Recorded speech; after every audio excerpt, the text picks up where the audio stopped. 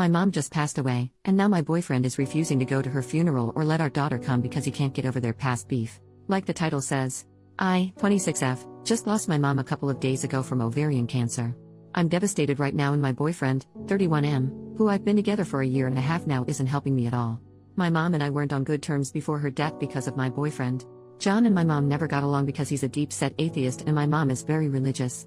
Major issues popped up once I got pregnant and had my daughter. My mom pressed for me to have my baby baptized into the church, which I wanted to do, but John was dead set against it.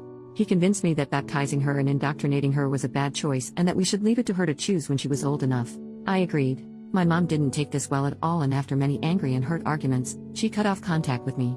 Not having my mom with me during my pregnancy or my baby's birth took a big emotional toll on me, but John insisted it was for the best and he didn't want my mom near my daughter at all and that my mom was evil for hurting me.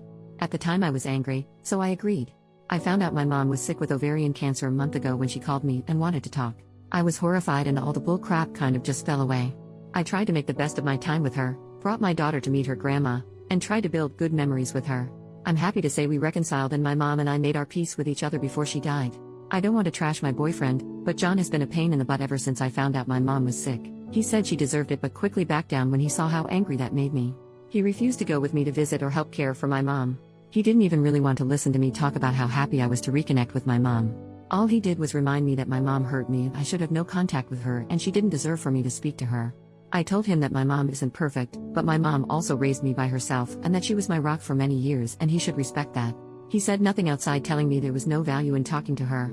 Now we're planning the funeral. I asked John to go with me, and he refused instantly. He said he hated my mom, that she was a cunt to our family, and that he wasn't going to church ever and it was rude and insensitive of me to ask. When I said I was taking my daughter, he had the nerve to actually tell me that I was not under any circumstances taking her. I have been through an emotional roller coaster this past week. I lost my mom after we finally made up. My boyfriend has been stupidly unsupportive, and now he's refusing to let me take my child to her grandmother's funeral and refusing to come to at least support me. My daughter is the one thing that brings me comfort and I want her with me. Is that so unreasonable? It seems like the more I push the more he digs his heels in and I just can't take it anymore. I don't know what to do. His attitude towards this entire thing is breaking my heart on top of my mom's death. Relevant comments. Commenter number 1. How does he plan on stopping you from taking her to the service? OP, he can't. I've decided that I'm taking her unless he tries to physically stop me, and even then, good luck. Commenter number 2. Your boyfriend is being completely irrational. He has no say in whether you go to the funeral, or whether you bring your daughter. He's making your loss about him. Hell, he made your relationship with your mother about him. Your pregnancy and birth was full of stress from his bullcrap drama he started with your mother. Go to the funeral. Bring your daughter. You deserve to say goodbye to your mother, no matter how tumultuous your relationship had been. I'm sorry for your loss. OP, I don't know if it's because I'm so upset, but I'm starting to see that too. It's always been about him. He's never accepted my wants and instead insisted on a compromise that favored him. I've had enough. OP on her mom. My mom actually cut me off when I said that we decided not to baptize my daughter. I tried for weeks and months to reach out to her and even texted and called when the baby arrived and got no response. I really wish I had tried harder, like gone to the house and knocked or even just tried to run into her and talk to her. I was really hurt by what my mom did and I let John talk me into thinking that my mom really was this mean, vindictive person for cutting me out of her life. Trust me when I say I regret it with all my heart now. Update, 5 days later. Thanks everyone that sent me condolences about my mom. It's been really hard these past several days, but I've been hanging in there okay. I tried being reasonable to John about he wanted to handle things. I even told him, like one poster here suggested, that he didn't have to go to the service, but could wait in the lobby with my daughter while the service was ongoing, then she could spend time with my family after the service, but he again shot it down. He would be able to hear the service and that was a violation of his beliefs, and asking to compromise on those beliefs was unconscionable and unfair to our daughter. I told him I had had it. This is the icing on a very large cake. I told John that as of this week, I wanted our bank accounts separated. He made us join accounts to make sure we split everything equally to be fair despite me making more, and that I'd be staying with my brother after the funeral while we figured out what to do, whether that was a total breakup or counseling. It was up to him. He said counseling was for the weak-minded and that we were staying together despite my empty threats, and there was no way in hell he was letting me take his money. He became very loud and in my face during this conversation, so I just let him throw his tantrum until he took my silence as agreement.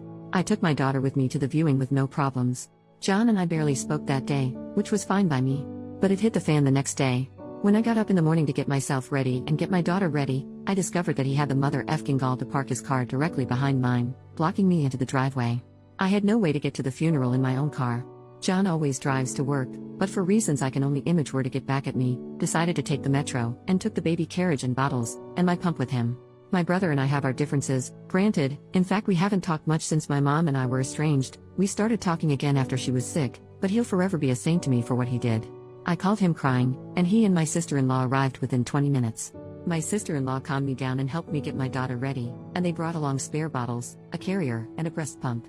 Thanks to them, I was able to go my mom's funeral in comfort, and my daughter was an angel during the service. They calmed me down and everything went perfectly, and even though I was a mess most of the day, having my daughter with me, and my sister-in-law and even my brother with me to lean on gave me peace on the inside. I've made up my mind not to tolerate John's insane and controlling behavior anymore. He had a litany of excuses for doing what he did. He even tried to claim his car had problems, and I don't want to hear any of them. I never wanted to be a single mom. I always wanted to raise my baby within a family.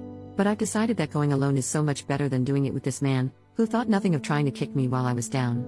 My brother's arranged for me to talk to a friend of his that specializes in family law this week, and we're taking it from there. I still feel so guilty for what happened with my mom. I miss her so much. I hope from here on out I can make her proud of me, despite my mistakes. Relevant comments. Commenter number 1. I'm so sorry you are going through this right now, and I'm so glad you have the support of a family behind you. Your daughter is far better off without someone like this as a role model for what she should look for in life, and I'm glad you're getting out of this situation. I would call the bank and see what you can do about the joint account before he tries something like cleaning it out and putting it somewhere else as well. OP, I still have my personal account, so I called the bank and set up a meeting for tomorrow. I'm documenting that I've told John not to touch any of the money in the account until everything is worked out. I agree. He's so toxic. John has good points and I do love him, but I can't forgive the way he went out of his way to spite me during this whole thing. That's not love at all. And to another commenter, I'm definitely withdrawing the amount of my last check from the account first thing tomorrow. Commenter number 2, I just read your first post in this post. First off, I'm sorry for the loss of your mother. Secondly, I'm glad you are rid of that man. He's as toxic as they come. And thirdly, I'm glad you have a supporting family who came through for you.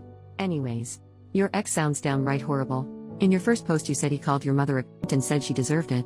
I would have left him then and there. No one talks like that about family, not even if you have differences with said family, especially if they have passed away. Any amazing qualities he had were all a charade and he showed you his true self.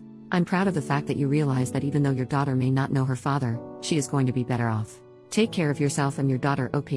OP, I was so shocked when he said it I didn't know how to react. It literally didn't hit me until about the time I'd made up my mind to post here.